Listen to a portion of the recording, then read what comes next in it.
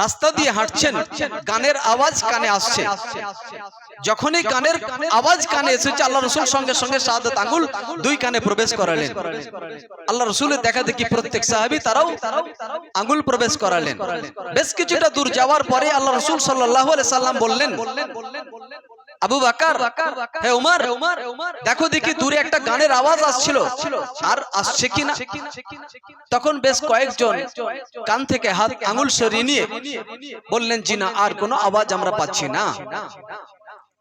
আল্লাহ রাসূলের এই নীতি থেকে, আল্লাহ রাসূলের এই আমল দেখে হেদায়ের কিতাবে এসেছে, হেদায়ের কিতাবে এসেছে গান শোনা পুরোপুরি হারাম। হেদায়ের কিতাবে এসেছে গান শোনা পুরোপুরি হারাম। সুতরাং আল্লাহ রাসূল যেটা আমাদের কাছে শিক্ষা রেখে গেছেন যে গান থেকে তোমরা দূরে থাকো।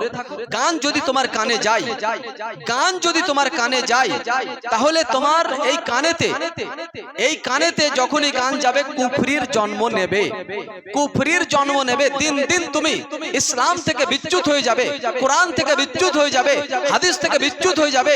আল্লাহর প্রতি ভয়, আল্লাহর প্রতি ভালোবাসা, নবীর প্রতি মহব্বত তোমার থাকবে না, দিন দিন ক্ষয় হয়ে যাবে। কাফেরদেরকে তুমি মহব্বত করবে, তাদেরকে বন্ধু করবে, তাদের রীতি অনুযায়ী চলবে, তাদের দেখে তুমি খাওয়া দাওয়া শিখবে, তাদের দেখে পড়া শিখবে, তাদের দেখে সমস্ত কিছু কৃষ্টি কালচার শিক্ষা দীক্ষা সবকিছু তুমি তাদের দেখে শিখবে। আর বর্তমানে তাই চলছে, বর্তমানে তাই চলছে। কোরআন হাদিসের শিক্ষা দেওয়া থেকে আমরা বিরত। আমরা তো মনে করেছি দুনিয়ার শিক্ষাটাই হলো আমাদের কাছে সর্বশেষ। সুতরাং মুসলমান আমাদেরকে সাবধান হতে হবে এই গান থেকে, যেটা আমাদেরকে পুরো ধ্বংসের দিকে ডেকে নিয়ে যাচ্ছে। গান যেটা আমাদেরকে ধ্বংসের দিকে ডেকে নিয়ে যাচ্ছে, এমন একটা প্রলোভন করেছে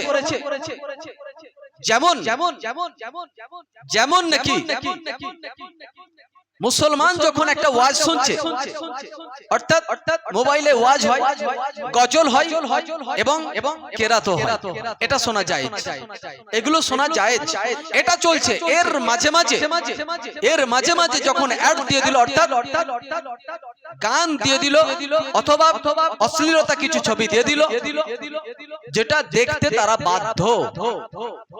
মানে সেটাকে হাঁটাবে বা সরাবে তার আগে তাকে দেখতে হবে।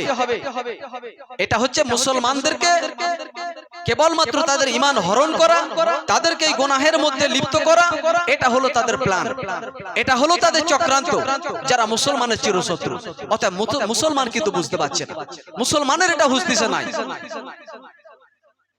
সুতরাং আমাদেরকে এক কথাই সজাগ সচেতন থাকতে হবে।